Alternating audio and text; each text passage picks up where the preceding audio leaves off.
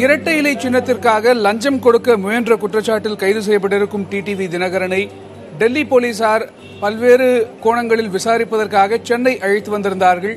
தற்போது விசாரணைக்கு பிறகு மீண்டும் அவரை விமானம் மூலமாக டெல்லி அழைத்துச் செல்கிறார்கள். தற்போது சென்னை விமான நிலையத்தில் அவரை டெல்லி போலீசார் விமானத்தின் மூலமாக டெல்லி அழைத்துச் செல்வதற்காக தற்போது சென்னை விமான நிலையம் அழைத்துச் சென்றிருக்கிறார்கள். 3 நாட்கள் விசாரணை நிறைவு பெற்று தற்போது டிடிவி தினகரனை அவர்கள் டெல்லி அழைத்துச் சென்றிருக்கிறார்கள்.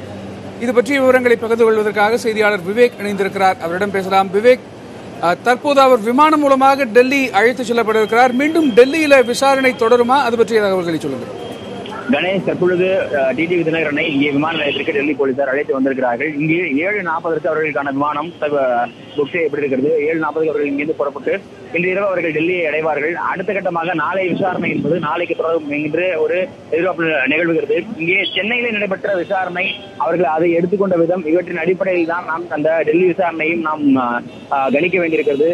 சென்னையை பொறுத்தவரைக்கும் இந்த 3 நாள் விசாரணையில் முதல் நாள் விசாரணையில் அவர்கள் பல்வேறு இடங்களில் தினகரனை வைத்து, அதே போல் தினகரனுடைய நண்பர் மல்லிகார்ஜுனை வைத்து விசாரணை செய்தார்கள். குறிப்பாக சொல்ல வேண்டும் என்றால் புதன்கிழமை என்று மதியம் 2 மணிக்கு இங்கே சென்னைக்கு வந்தவர்கள் ஒரு 2 மணி நேரம் அங்கேயே வைத்து ராஜாஜி இல்லத்தில் இருக்கக்கூடிய அலுவலகத்திலேயே வைத்து மத்திய அரசு அலுவலகத்திலேயே வைத்து விசாரணை செய்தார்கள். அதன் பிறகு ஒரு 4 மணியில இருந்து இரவு 10 மணி வரை தொடர்ச்சியாக 6 மணி நேர விசாரணையானது டிடிவி தினகரனுடைய இல்லத்திலேயே வைத்து நடைபெற்றது. இதற்கு இடையில் மல்லிகார்ஜுனவை ஒரு முறை டிடிவி தினகரனுடைய இல்லத்திற்கே அருகிலேயே இருக்கக்கூடிய அவருடைய அலுவலகம், அந்த அலுவலகத்திற்கு அழைத்து சென்று விசாரணை செய்தார்கள். அதன் பிறகு மல்லிகார்ஜுனவை அண்ணா நகரில் இருக்கக்கூடிய அவருடைய இல்லத்திற்கு அழைத்து சென்று விசாரணை செய்தார்கள். ஆக 3 இடங்களில் மல்லிகார்ஜுனவிடம் மட்டும் வைத்து விசாரணையானது நடத்தப்பட்டது.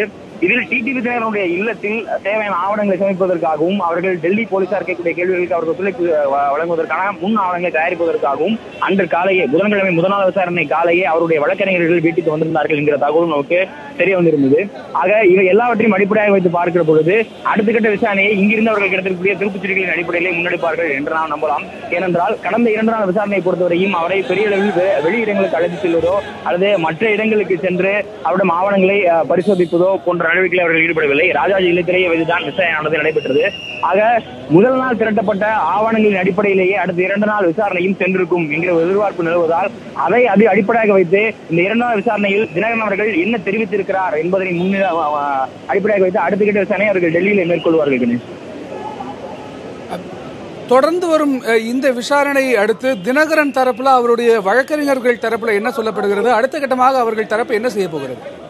வழக்கறிஞர்கள் தரப்பில் இதுவரை நேரடியாக ஊடகங்களை சந்தித்து அவர்கள் எந்த ஒரு கருத்தையும் அவர்கள் தெரிவிக்கவில்லை. ஆனால் அரசியல் ரீதியாக அவர்கள் சில கருத்துக்களை தொடர்ச்சியாக தெரிவித்துக் கொண்டிருக்கிறார்கள்.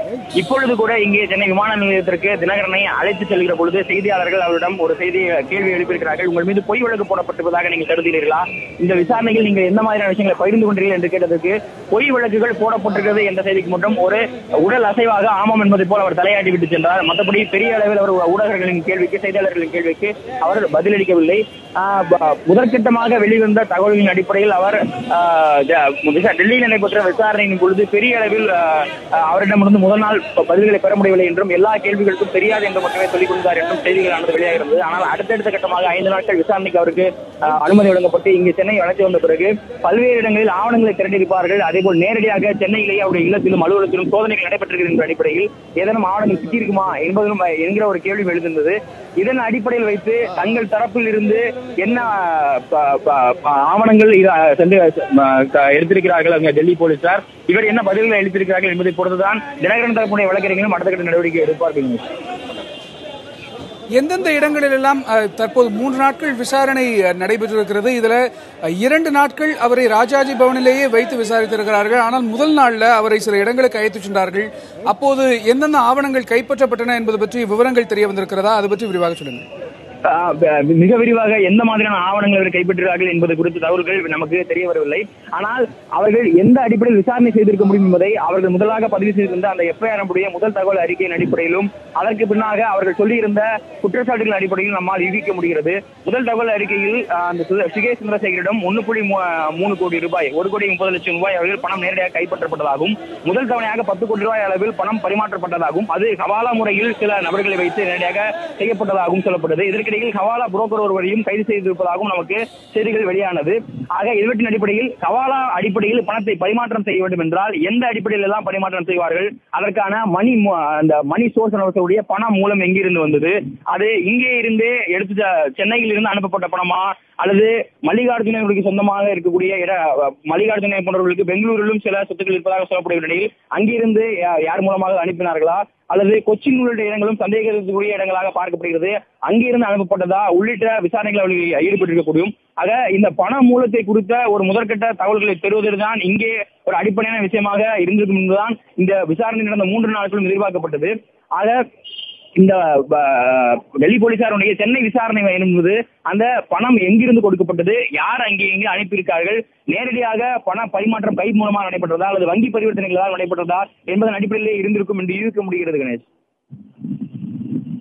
தினகரன் கிட்ட விசாரிக்கப்பட்ட விஷயங்களை பற்றி விரிவாக சொன்னீர்கள். அவருடைய உதவியாளர் ஜனார்தனன் மற்றும் அவருடைய நண்பர் மல்லிகார்ஜுனா ஆகியோரிடம் எந்த மாதிரியான விசாரணைகள் நடக்கின்றன? மல்லிகார்ஜுனை பொறுத்த வரைக்கும் அவர்தான் தினகரனுடைய ஒரு உச்சத்தோழராக இது போன்ற வணிக விவகாரங்களாட்டும் அல்லது பண விவகாரங்களும் இருந்தவராக அவருடைய நிறுவன வட்டாரங்களில் சொல்லப்படுகிறது. அதே போல் ஜனார்தனும் மிக நெருங்கிய ஒரு நபராகவே அவருக்கு அறியப்படுகிறார். மல்லிகார்ஜுனை தான் நேரடியாக பல்வேறு இடங்களுக்கும் அழைத்து சென்று இங்கே இந்த டெல்லி போலீசார் விசாரணை ஈடுபட்டிருந்தார்கள். முதல் நாள் விசாரணைகளே கூட 6 மணி நேரம் தினகரன் வீட்டிலேயே வைத்து விசாரிக்கப்பட்ட பொழுதும் கூட மல்லிகார்ஜுனவை நேரடியாக தினகரன் இல்லத்திற்கு அருகிலேயே இருக்கக்கூடிய அலுவலகத்திற்கு அழைத்து சென்று அங்கே ஒரு 1 மணி நேரம் விசாரணை செய்தார்கள். அந்த 1 மணி நேர விசாரணைக்கு பிறகு மீண்டும் அவருடைய இல்லத்துக்கே அழைத்து வரப்பட்டு தினகரனுடைய இல்லத்துக்கே அழைத்து வரப்பட்டு மீண்டும் அங்கே ஒரு 30 நிமிட விசாரணை நடைபெற்றது. தொடர்ச்சியாக அங்கே இருந்து நேரடியாக அண்ணா நகரில் இருக்கக்கூடிய அவர் இல்லத்திற்கு அழைத்து செல்லப்பட்டு மீண்டும் அங்கே ஒரு 1 மணி நேரம் தனித்த விசாரணை, அங்கே இருக்கக்கூடிய ஆவணங்களை சோதிப்பது உள்ளிட்ட நடவடிக்கைகளில் ஈடுபட்டார்கள்.